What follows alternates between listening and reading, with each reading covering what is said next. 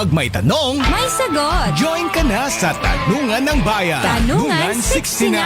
Weeknights mula 6 to 9. What do you want to know? What do you want to learn? Kahit na ano, sa ilalim ng puting ilaw. Kahit tungkol saan, sa ilalim ng buwan. Sasagutin yan ng mga idol mo. Tanungan 69. 6 to 9 p.m. Sa 99.5 IFM. Ang idol mong FM. Kuya Jay! Gina V!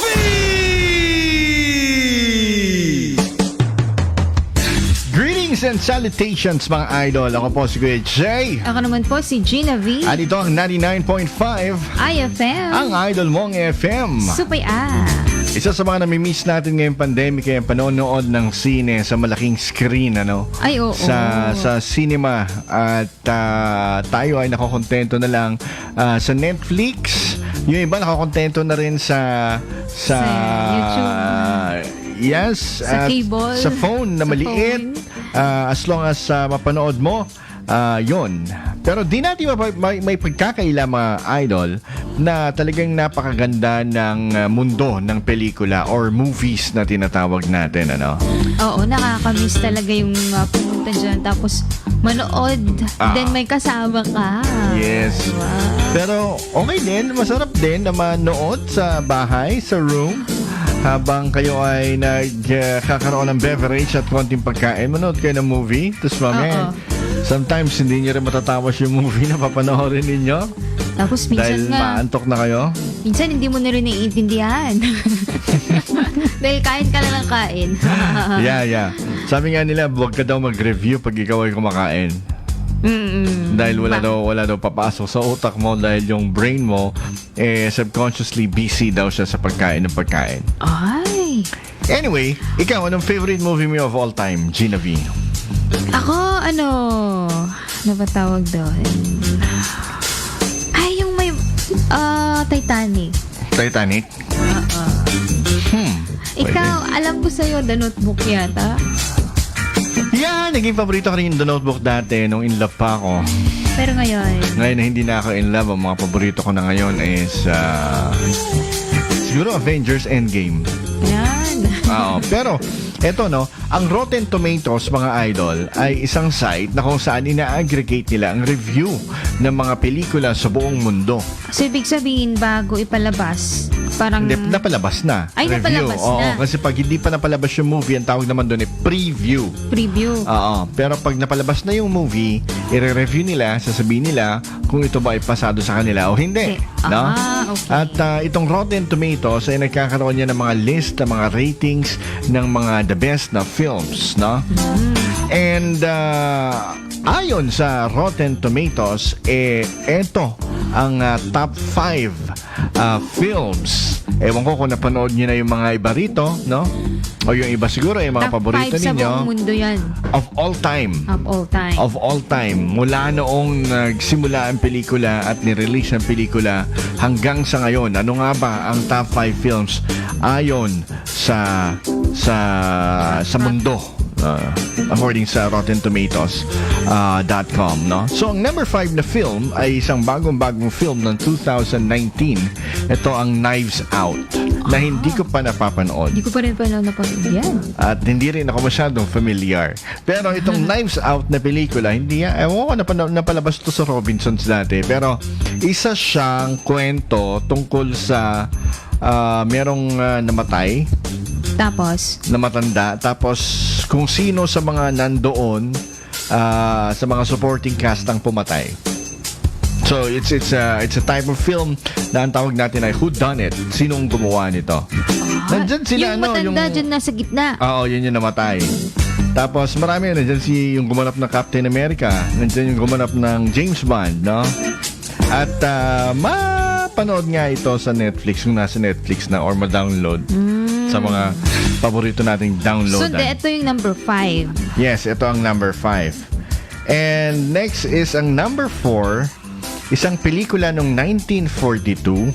Ay, tagal na. Oo. At ito ang pelikulang Casablanca.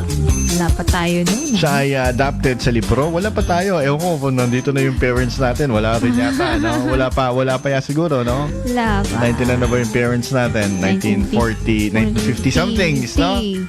So wala pa sila. Tayo ay guni-guni pa lang sa Wala pa alaala tayo ng ating doon. mga lolo at lola. Tayo ay ini-imagine pa lang. So yan ang number 4 film na top Sa rated. bangka. Oo, according sa buong mundo. Ano According naman sa yung Rotten story nito? Tomatoes.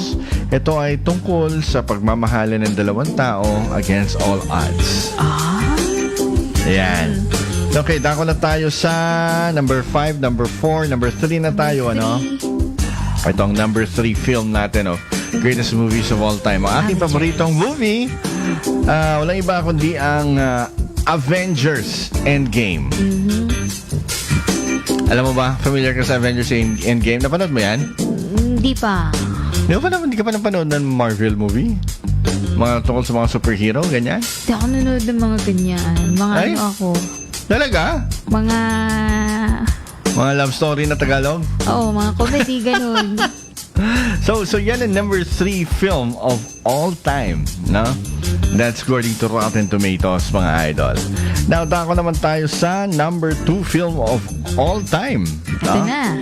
Ito ay galing naman sa Korea.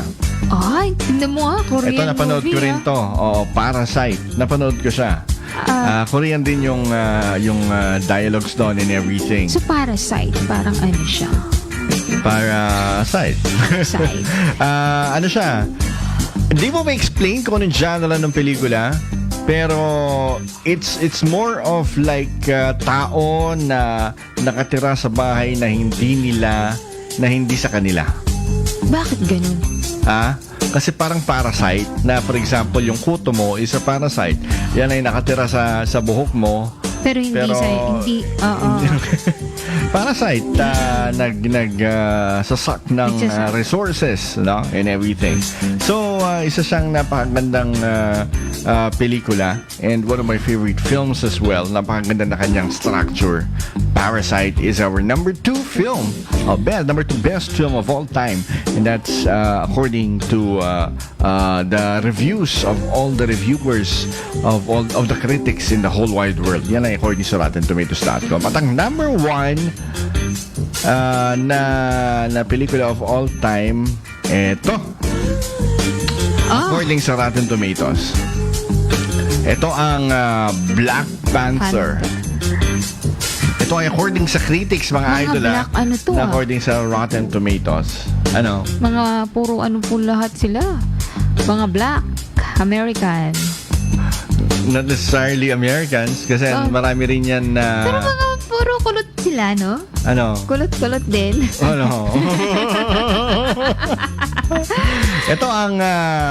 Ito ang isa sa mga pelikula na kung saan ay ginanapan ng mga black community na mga African Americans at saka mga Africans mismo, no?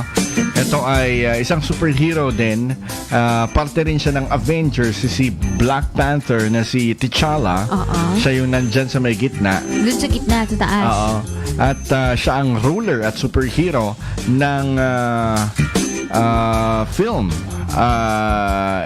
ng bayan ng Wakanda, no? At bakit kaya ito ang naging number 1? kasi it's a first kasi sumabi rito yung Black Lives Matter movement na kung saan is parang may mga movements na parang tama na yung mga puti, parang dinidiscriminate nyo na yung mga itim. Mga itim. So parang this film empowered them, ano? In-empower sila at ito rin ay nagkaroon din ng director na black din, si Ryan Coogler, no? At pati yung cast niya, production design. So parang sa kanilang kultura, ito ay napakalaking bagay. At para naman sa mga liberal na mga tao sa buong mundo, no? Ito ay isang napakalaking bagay din dahil ang mga pelikula noong unang panahon ay dominated ng mga puti, no? So parang kaya dito, pag nararamdaman or na-imagine natin kung ano ang magandang, isipin kagad natin is maputi. Tayong mga Pilipino talaga apektado tayo dyan. parang dito sa pelikula is pantay-pantay dapat ang treatment. Na hindi lahat puti. Oh, na silang mga itim ay kaya rin magkaroon ng sariling kultura. Kultura. Okay. Yun. At those are the top 5 best films ayon sa Rotten Tomatoes. Hi sa mga nagpapa-shoutout. No? Hello, guys. Bel Rambaon, Carlina Malaki, Jester Medrano Joaquin, sabi niya dito Nikki Paniki, sabi niya. Is that Nikki Paniki? Smile Radio noon, bago mag-IFM, Jester Medrano Joaquin. Ano ba pangalan mo dati? Spider. Nung una. Spider DC. Ay, Spider DC. Oo. Dito na. Ay, hindi po. Yan. Si Nikki Paniki, si Shanti. Si Shanti. Ay, oo pala. Yun ang pangalan niya pala dati. Hello, guys. Thank you so much for watching. Hi, Clark. Kapadagas. Yan. Ayan. So sa top 5 best films, ano ang napanood mo? Wala? Black. Papanoorin ko kung kaya yan. Yes. Download mo na. Panoorin mo na sa Netflix. Yeah. Okay? And that's about it for our show. Ito po ang inyong Kuya Jay. Ako naman po si Gina V. At ito ang 99.5 IFM. ang Idol Mong FM. Supaya.